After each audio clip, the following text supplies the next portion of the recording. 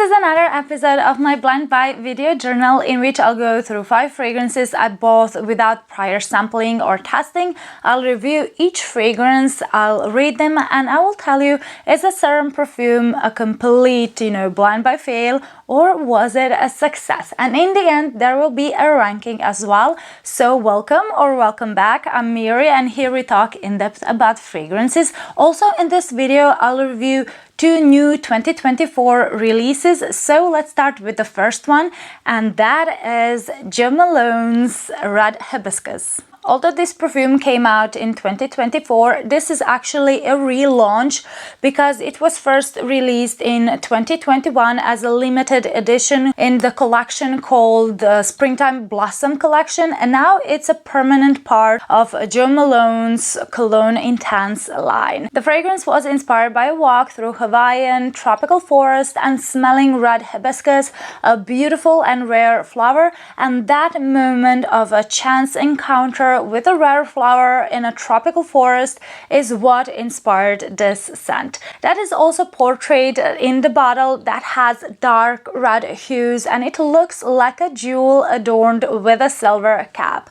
But how does red hibiscus smell, and does it truly give you that solar and tropical vibe as in the inspirational story? The opening of red hibiscus is very bright and tart, and I can smell mandarin as the most prominent note that brings a vibrant freshness to this composition. There's a bit of sweetness in the opening with this very soft, earthy, a bit smoky vibe from the black cardamom that follows the citrusy mandarin freshness. And this does smell like you're in some tropical area in which the smell of citruses fills the air, and nearby is a lake that freshens up that sunny, sweet vibe. So the opening is citrusy. It's slightly watery, fresh, and a bit earthy, but not green or traditionally fruity tropical scent you might expect. 2 minutes later, after you sprayed red hibiscus, jasmine comes out and it becomes more prominent, while mandarin freshness is noticeable for another half an hour, but now it's more in the background, and then after that half an hour it's completely gone. So the heart is very floral and perfumey. And I must say that I never smelled a real hibiscus flower, and I thought majority of hibiscus flowers didn't have any aroma at all, so I'm not sure how it is supposed to smell. But what I can smell in the heart is jasmine with a lot of florals I can't completely tell apart. Ylang ylang gives some sweetness and creaminess to the scent, but this isn't overly prominent and the fragrance isn't very sweet either. Mostly what I get is the scent of flowers radiating with a rich, powdery, slightly sweet, heady floral aroma. So the heart smells like you stopped your walk because you notice beautiful flowers growing and blooming in the forest and you're enjoying their fragrant aroma. And in the dry down, this is very much still a floral dominant scent, but vanilla becomes a bit more prominent and it adds a creamy, warm, feminine touch. Vanilla here isn't candy-like or cake-like gourmand vanilla most perfumes have,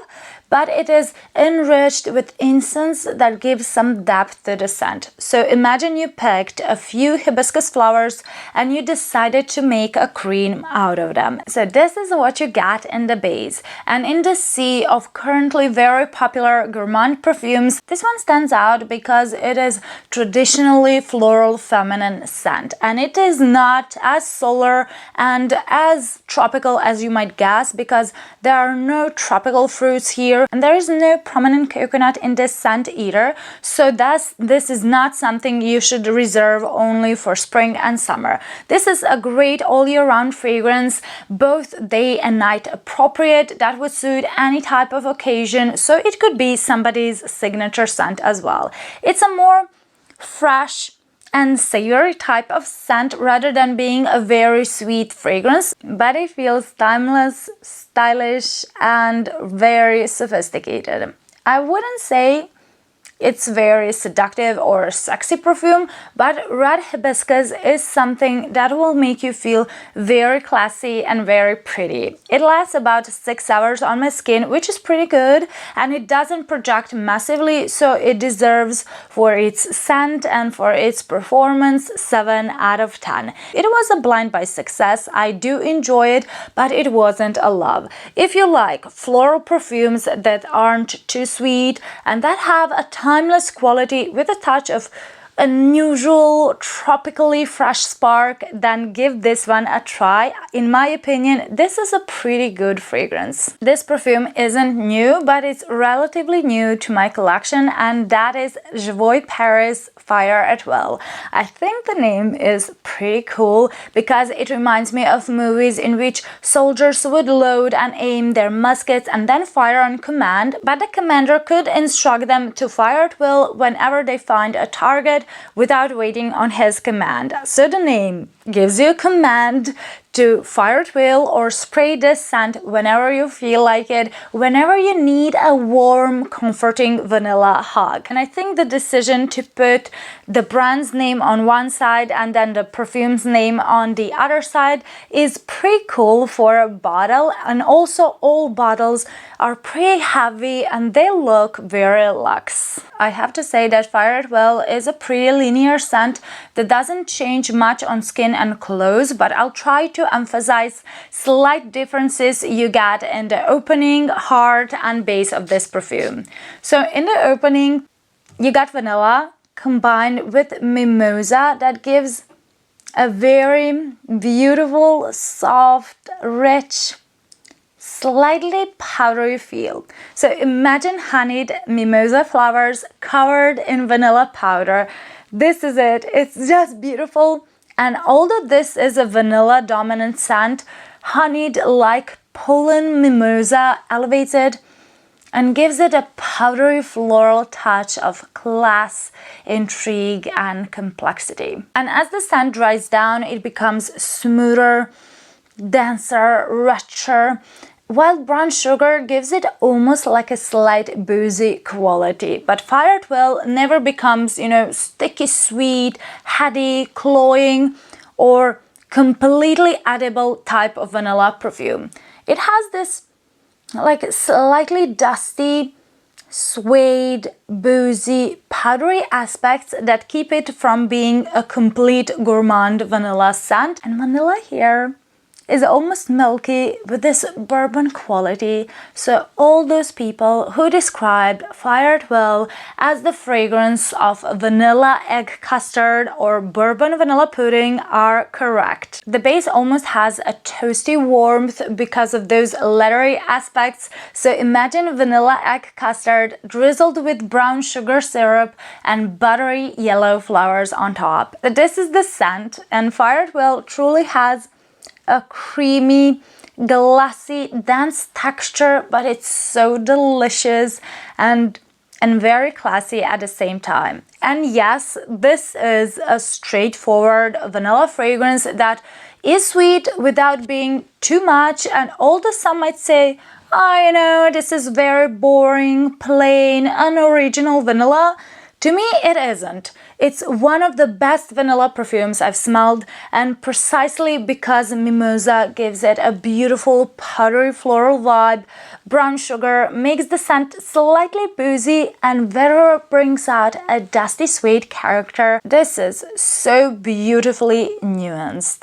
And despite the simple note structure, despite the fact that the scent doesn't change much on my skin, it still feels luxurious and very thought through, and there's nothing screechy or chemical in this perfume. Fire at Will is delicious on its own, but it can be used for layering as well, just like Kayali's Vanilla 28.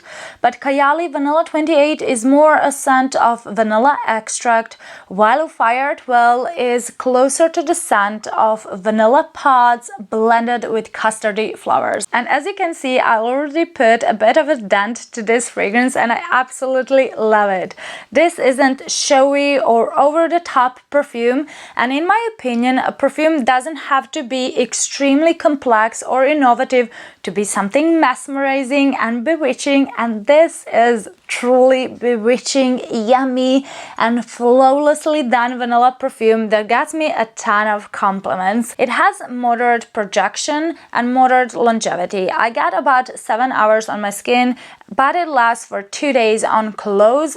Although it doesn't project a lot, it creates this beautiful bubble around you so others will be able to smell it. Therefore, Fire 12 gets 9 out of 10 for its scent and performance, but if I rated only the scent, this would be 10 out of 10 fragrance. Of course, it was a blind buy success for me. I absolutely love it, and it is a perfect treat for all those who like straight vanilla fragrances with a lot of nuances. I was rethinking, should I, review this fragrance or not, because I can't find it anymore on the official Clive Christian website. It's probably discontinued or it's going to be discontinued, but I decided to talk about it because you can find it for a really good price on other websites. Usually this bottle costs around 400-500 euros, and now it's priced at 250, and you get a 15% of discount, for example, on the Nutino website, so that is a very good deal.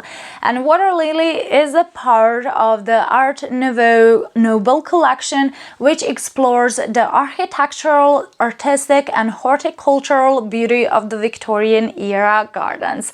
That's why I expected this fragrance to be a very pretty, romantic floral scent. But does it smell like that? The initial spray is quite sharp.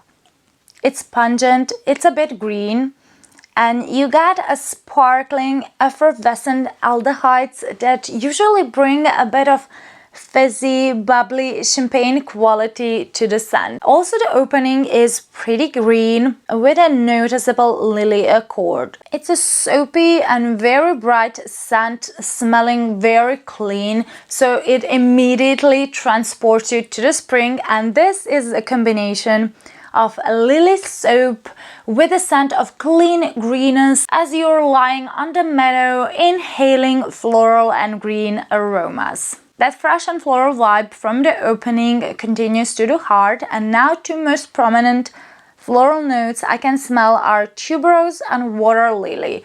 The scent has a bit of powdery, a bit woody, and slightly spicy facet, and water lily usually gives a salty but mostly aquatic freshness, so overall this scent feels very sheer, like a walk in a nature or blossoming garden. So imagine a noble woman with a lace parasol walking in the garden and sitting in the nature reading a book. Water lily gives you that feel because this is mostly a green, soapy, fresh, and just slightly aquatic floral fragrance, but tuberose adds a tiny bit of sweetness it truly needed. And then in the base, water lily becomes woodier because of the vetiver and earthier because of the patchouli, so this has a mysterious, sheep, a bit animalic character in the dry down, but it never loses green floral vibe.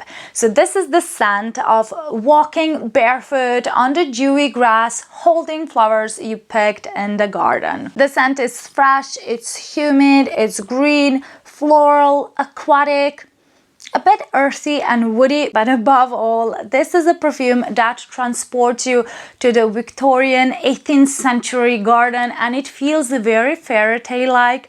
Or if you ever read those webtoons in which the main character transmigrates to a novel she read right before she died, and then she ends up in this aristocratic setting, well, this is the scent. It feels so timeless and like a remnant of a more noble, forgotten time. Water lily is just like a poetry in a perfume bottle. It feels very royal and dreamy with a lot of poise. This is a perfect fragrance for day wear in spring and summer, and it lasts about 7 hours on my skin with moderate projection, so I would rate its scent and performance with 7 out of 10. But because of the amount of earthy patchouli I get on my skin, this was a blind buy fail. But I do enjoy how this fragrance smells on clothes, and if patchouli didn't overwhelm me, I would love to wear this because it makes me feel like an aristocratic English princess in the garden. So if you like patchouli, lily, and dominant floral perfumes that feel nostalgic and timeless, noble, and quite innocent, then check out this fragrance with a very fresh and elegant scent profile. And the second 2024 release I'll be talking about in this video is Morph Tonkatonic, and as the name suggests, Tonkatonic, this is a tonka bean bomb. The reason why the brand is called Morph is because they want to create experimental olfactory scents that will be innovative and change on your skin, just like metamorphosis, during which insects would completely change their appearance. For example, the way caterpillars metamorph into a beautiful butterfly, and that is also reflected in the design of all Morph bottles. They all have this evenly rotating flaken that represents metamorphosis and continuous evolution as the core values of this brand. I like that the bottle has a meaning, and I also like that it's simple but not very tacky. In the opening, what I get, oh, I can smell it even here, I get almonds with their nutty and a bit woody aroma. But almonds here aren't very bitter and green, but rather silky and smooth because of fig sweetness and coconut creaminess. So the scent is a bit fruity, but that fruitiness is creamy, juicy, powdery, and honeyed, just like the taste of ripe figs in the summer. What you get in the opening is the creamiest, powdery, sweet scent of almond, coconut, and fig smoothie with grated almonds on top. Oh, like it's so intoxicating. It's a creamy lactonic scent with thick, succulent sweetness, and that sweet lactonic fig scent with prominent almonds lasts throughout the wear, so it never truly dissipates. But in the heart, florals, particularly jasmine and orange blossom, come into the picture, adding an elegant touch and grounding initial creamy gourmand notes. In the heart, you get tonka bean as well, which adds like vanillic, powdery sweetness to the scent, together with deeper, woodier sandalwood. This is the scent of honeyed jasmine petals in coconut almond milk with a sandalwood base. The scent is extremely pleasant. It's a delicious gourmand perfume without being too edible and sticky sweet, and it always preserves its creamy lactonic vibe. And here's the meaning of the colors used on the bottle. The upper part is white because in the opening, creamy, milky lactonic vibe is the strongest, while the bottle gradually changes and becomes transparent with this like darker ambery color of the juice at the bottom, because when the scent dries down, it becomes warmer, deeper, woodier tonka bean scent. And to me, this is an amazing new release. I'm so excited to wear it, and it reminds me a lot of another very popular niche perfume, and that is Liquid Imaginaire Blanche Bat. Yes, they are not complete dupes, but they have a lot of similarities. For example, both are sweet, lactonic, ambery, milky, white floral perfumes with tonka bean in the dry down, but they are not completely the same. And here are just some differences. Blanche Bat is extremely milky fragrance. That's the scent of milk on your skin, while Tonkatonic has milky lactonic vibe, but it's less milky and more creamy. In Tonkatonic, you get a lot of almonds, while I don't get any nuts and no nutty vibe in Blanche Bat. And also the dry down of Blanche Bat is musky, while Tonkatonic has a woodier sandalwood base.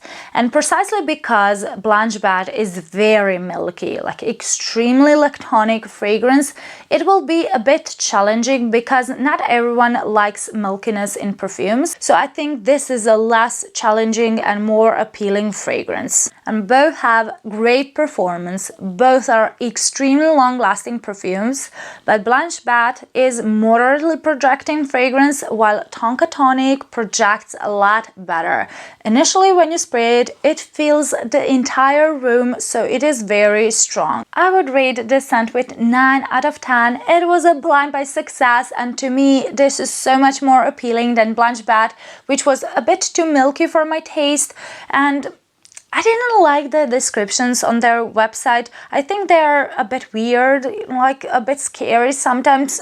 I don't know, maybe that's just my personal opinion. But scent-wise, Blanche Bat and Morph Tonkatonic are 85 to 90% similar. So if you already own Blanche Bat, then you might feel this one is a bit redundant for your collection. It is a compliment getter, it is a very comforting scent, and if you would like something in a similar vein as Blanche Bat but less milky and more nuanced, then check out Morph Tonkatonic. And the last perfume in this video is Jeroboam Oriento, which reinterprets a classical Middle Eastern combination of rose and oud. But what intrigued me is that it has lemon, green apple, and ylang ylang in the note structure, and I haven't seen those notes in other rose and oud combinations. The name already tells you it will be inspired by Oriental perfumes, but the bottle and packaging looks very sophisticated. Oriento comes in a shiny black bottle with Art Deco golden details, making it a very elegant and luxurious looking perfume. But how Jeroboam Oriento smells. The first thing I got in the opening is spiciness. Oh yeah, it's pretty spicy. And then it has almost leathery, earthy feel from saffron. And after that, in the background, I can smell a tart, refreshing citruses. And just 2 minutes later, I can smell rose as well. So imagine a rose and tart preserved lemons on the leather couch or ottoman. This is the opening. It's a spicy, leathery rose with tart lemon. But as the scent dries down, the rose becomes more and more prominent, and it becomes fruitier because of the green apple. But it still remains very spicy and a bit leathery because saffron never dissipates. It's noticeable during the entire wear of Oriento. Rose used in Jeroboam Oriento isn't girly, candid, or jammy-like rose, just like in most of rose oud combinations. Here, rose is very deep, it's rich, it's luscious, and it has a touch of sweetness, but it feels very unisex. And the combination of green apple sourness with this spicy, a bit leathery saffron, it creates something metallic in this fragrance, while ylang ylang gives a creamy, powdery, buttery softness. After about 30 minutes, you start smelling musk, sandalwood that smells more like oud rather than the actual scent of sandalwood, with earthy patchouli and bits of smokiness. And from that point on, the scent doesn't change very much, but it reminds me of indulging in the fragrant, a bit sweet red wine somewhere in the woods while you're leaning against a tree, so you can smell that dark, spicy, woody earthiness from outdoors mixed with sweet richness of the wine. Positive points are that this fragrance doesn't have any skanky oud or typical jammy rose aroma. Also, bits of sweetness in this perfume perfectly balance spicy,